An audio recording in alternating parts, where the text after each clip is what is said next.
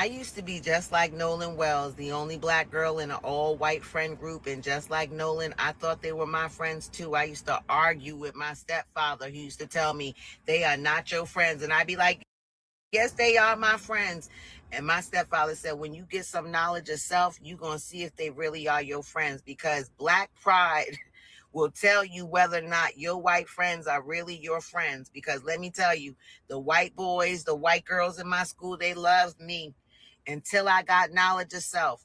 And I will never forget the day that it happened. I was 14 years old, and this white boy named Wayne Colby that I went to high school with liked me and asked me to go to the mall with him and his friends. And we went to the mall, went shopping, and on the way back, his friend said, I have a joke, but I can't tell it because Shari's in the car. And Wayne and his friend, this is how locked in I was. They said, you can tell it. Shari is cool. She's not gonna get offended like that. And y'all know his friend said, what are the similarities between a black woman and a vagina? And the answer Whoa, was, whoa, whoa. Hold on. Before we even get there, bro, one, I have a problem with black pride. Okay. Let's pump the brakes for a minute because there's a whole perspective that isn't being talked about here. And we're already diving into how you got offended, right? So it could be you have a perspective, and because of that perspective, you get offended by the joke, or you have a perspective, and because of that perspective, the joke sucks and you don't get offended by it. It goes two ways. Life really is about perspective at the end of the day when you really think about it. Whether or not you get offended depends on how you think. It depends on if you think you should get offended. I just don't understand the need for black pride. I don't understand why there's a need for I have to have pride in myself or something that I was not born with. And I get it, it's supposed to be a thing to bring back self confidence and self worth in a way. But I never understood affirmations to be the key to unlocking true value of yourself or the value that you could provide to the world. And so it's interesting. And then, two, the moment this person said, I don't know if I can make this joke around her because she's in the car and she's black, you have to understand, no jokes. I don't want any jokes. If you can't make the jokes around me, for one, I know that you're making a joke behind my back or when I'm not around. Oh, for sure. 100,000%. 100,000%. You just had the awareness to not make the joke around me. If I were in a car and there were ladies who were making jokes and one of them said, I don't know if I can make this joke around me because I'm there. Personally, I'd be like, bro, go ahead and make the joke. If the joke is funny, the joke is funny. It's as though comedians have grace, even though they really don't. A lot of people give comedians a hard time, but it's like if the person isn't a professional comedian or self-pronounced comedian, they have to subject themselves to racism. Because if someone was in a car and they're like, well, I don't know if I should make this joke around you because you're a man, I'd be like, bring it on. What do you got? What do you got? Because they're trying to be lighthearted. They think they're funny. Enjoy your funniness. I don't care. It means nothing to me. And so I'm heading in the direction where it's like, why does this hit such a sore spot for you? You know, there are people who make horrible jokes in this world, right? There are black people who make horrible jokes. There are white people who make horrible jokes. There's Spanish people who make horrible jokes. Asians who make horrible jokes. I don't know why the joke had to define her reality. And what is it called? Self-fulfilling prophecy. It basically confirmed everything her father said because she was looking for it to confirm everything her father said. What if a black guy made that joke? I'm sure black guys have made crazy jokes like that. I don't know what the joke is, so I guess let's see what the joke is, because already she's primed to overreact to anything anyone says because her mind has been given the perspective that if someone says something unpleasant about the fact that you have a darker skin complexion, you have to be ready to defend yourself. Which is like, apply that logic to a relationship and it's doomed to fail. If you can't apply it to a relationship, you probably shouldn't apply it to, I guess, prejudice. they both have kinky hair, big lips, and stink.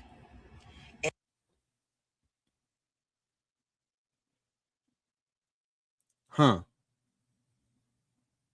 The stink part is not true. The big lips part is also not true because not all black women and black men have big lips. And the hair down there, I mean, I guess that could be true. I wouldn't know. I mean, I have a wife, but goodness gracious, man, how many women have you seen that have look, that's crazy. But that would lead me to think that little kid or that kid at that time, he watched pornography, because that's one of the ways that at that age you would have seen so many different vaginas that you would be able to compare it to a black person's hair. That's wild. And also, let's note that that doesn't mean the person is racist. You're projecting that because now you've been primed to think that these people will be racist against me at one point because they don't like me. So you've been primed to think that. So that joke, even though it didn't land if it's a bad joke, let's explore your joke. Big lips. I've seen some white girls with some pretty big lips. Them too? No? Kinky hair? I've seen some white girls with a little bit of flair in their hair. What about that? As a matter of fact, I had a fat best friend who was white who smelled bad in high school. No, not him. He's not black. I would kill the joke. I would just kill the joke because that's not a good joke. It's not a good joke at all. Who have you been around, my guy? Right? I think that's a question here. Who are you? Where did you hear that joke and why was it so funny? Maybe the joke is missing context. And all of these white boys in the car started laughing, including the white boy that liked me. And I ain't gonna lie to y'all, I was stuck because I really thought these white kids weren't racist. My stepfather had been telling me the whole time, like, they ain't your real friends, they this, they that. And I was like, no, they're not. No, they're not.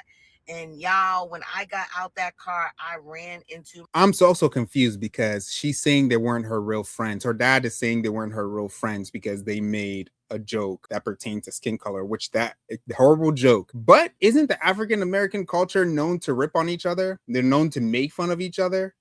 Like, yeah, make fun of my shoes because that hurts less. That tells me that I'm poor and we can laugh about it. Yeah, make fun of my haircut and the lineup because that means that I don't groom myself properly. Yeah, that's what that means. Yeah, make fun of the hole in my pants because that is so hilarious. Make fun of my nappy hair. Black people do this stuff to each other. So the skin complexion completely negated everything that has to do with human connection, because apparently that's how African Americans connect with each other, is they make fun of each other. And so someone who is not of the same complexion does it, and it's like, stop, you're not one of me, so I do not accept your jokes. This is the most mentally handicapped perspective I have ever heard, and her dad indoctrinated her. You know, when people say that you don't grow up being racist, you are taught being racist. She was taught to be racist. Oh, I get it. She wasn't racist toward, it wasn't even racist. She didn't make a bad joke toward the white guy, but the white guy made a bad joke toward her and she brought in racism. If you are the one bringing in racism, you are probably the racist. You are the prejudiced person. If the person doesn't say, I'm a racist, if the person outright doesn't treat you badly because of your skin color, how do you even know it's your skin color? How are we getting to this conclusion? My house crying. And my stepfather came downstairs and was like, what is wrong? Oh my gosh. My stepfather gave me a book called The Brodophile that I read over the weekend. I came to school on a Monday and started kicking it to my white friends that I think that Jesus may be a black man and all those type of things. Dang. It switched up on me real quick. When I refused to stand up for the Pledge of Allegiance, those white friends that I thought were my friends since 9th grade and they loved me and everything, all that switched up.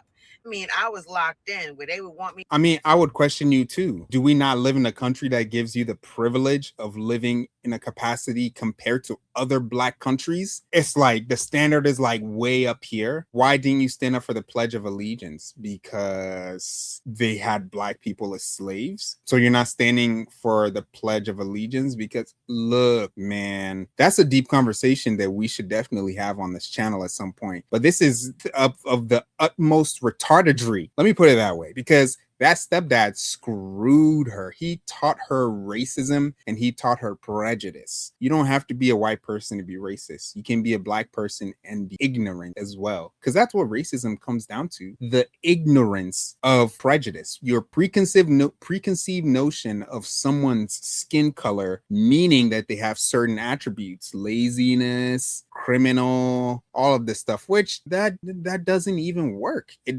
just doesn't work. The moment you start looking at statistics, what did I even just say? The moment you start looking at statistics, you'll realize that it's a people problem. It's not a one person problem. But different ethnicities have certain proclivities or inclinations or way of culture that we can easily identify them by. But as far as this, the stinkiness, the kinky hair, the big lips, come on, man. Many cultures have certain people in it that have those features that aren't black. I mean, mind you, black girls always used to say they have thick bodies and curvy bodies and all of these things. Until recently, apparently, white girls now have curvy bodies and thick lips and full hair and all of this stuff. And I'm just like, why do you want to hold on to something that is of absolutely no value to you that someone else can be born with? Because the moment a white girl is born with curviness, it completely diminishes your value as a black woman, because now you're not the only person with curviness. And her dad decided to teach her this foolishness. And now she's going to school, not standing up for the flag that's giving her freedoms beyond the African countries that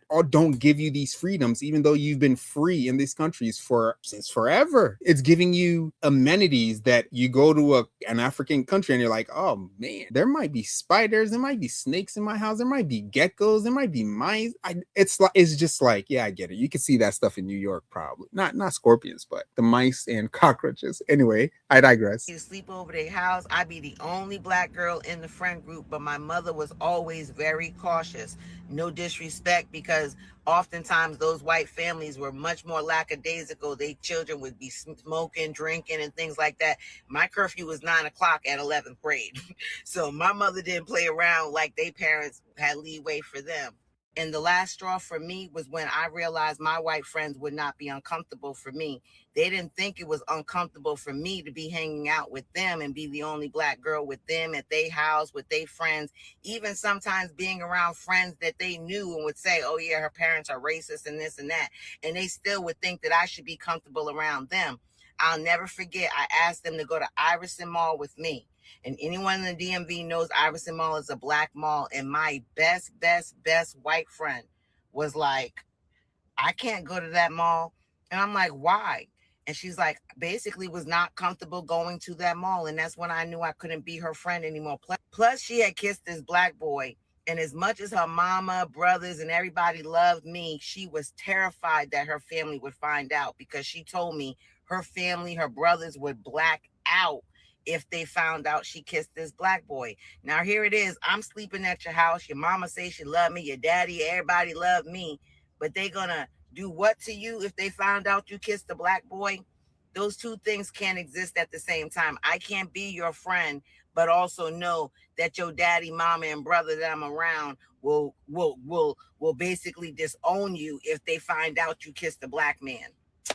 Unless that black man is of a certain kind of nature, unless that guy is someone who wouldn't be presentable to the parents, which there are many scenarios where girls or boys will hook up with people and they're like, yeah, I can't let you meet my parents. Because here's what you're saying. You're saying that she kissed a black guy, but her parents are racist. That story doesn't jive with you being black and sleeping at their house and her parents liking you. That just doesn't jive. And that's my problem with stories like this, is people skip over convenient details that would have explained away the situation in a manner where now it doesn't fit your narrative of your every single white friend that you had in high school. And we're talking about the DMV, it's a crazy place, but every single white friend that you had in that area was racist to a certain level. Look, if you're in a DMV, it depends where you're at. There's certain malls that I wouldn't go to. If it's known for violence and crime and all of these things, I'm not going there. I'm not going there. It's not just because it's black, it's because, is this mall safe? Are there fights all the time? There are certain places that I wouldn't go to. Who likes to drive through the country in the middle of the night and potentially have have a flat tire? Who would be okay with that incident? No one, because it's sketchy out there. Not because they're black people there, not even because they're white people there, because the area is sketchy. You don't know who's lurking, right? It's dark and it's creepy. It's the same way. She doesn't have to say I don't want to go to the mall because it's a bunch of black people. If it's a bunch of white people and their crime and their violence and there's fighting, and I've lived in the DMV for a minute, and it ain't all that cool everywhere. It really isn't. So I don't blame your friend. She liked you, and obviously she knew that black guy she kissed wouldn't be presentable to her parents, so she didn't want to bring him home. Come on, man. Let's be real, man. I hate when people project or inject racism into situations where it's completely unwarranted. How did we go from this white kid making a bad joke about black people to he's racist and your stepdad was right about everything about America? And like, bro, stop. Take a second. Goodness, take a seat. It's not that serious. It's never been that serious, at least in modern times. At least back then, hey, I'm not going to talk to white people because if I do, I might get in trouble depending on where I'm at. But now we're still doing this thing. It's like, well, we can't talk to white people and white people can't say certain things about us because it means they're racist. Why does that mean they're racist? Oh, because you're primed to think that they're going to be racist, and they are racist. At the end of the day, they are racist. Look, I've been around African people who make, that white person, that white boy. Oh man, look at that black girl. Oh, white people do this. White people do that. Bro, let's stop the foolishness, the absolute absurdity of thinking that only white people can be racist. Everyone can be racist. But let me put it this way. It's not racism. It's prejudice. It's preconceived notions given no grace. If you think I'm a bad guy and I say something that makes you feel like I'm a bad guy, you're going to leave because you think I'm a bad guy. And then you realize that I'm surrounded by a bunch of people who are laughing at my jokes, and you're like, oh wait, maybe he's not such a bad guy. Maybe I just need to relax a little bit. That's what we need to do, is relax. We need to relax and give people the benefit of the doubt. I'll catch you guys on the next video. Subscribe, like, comment, peace.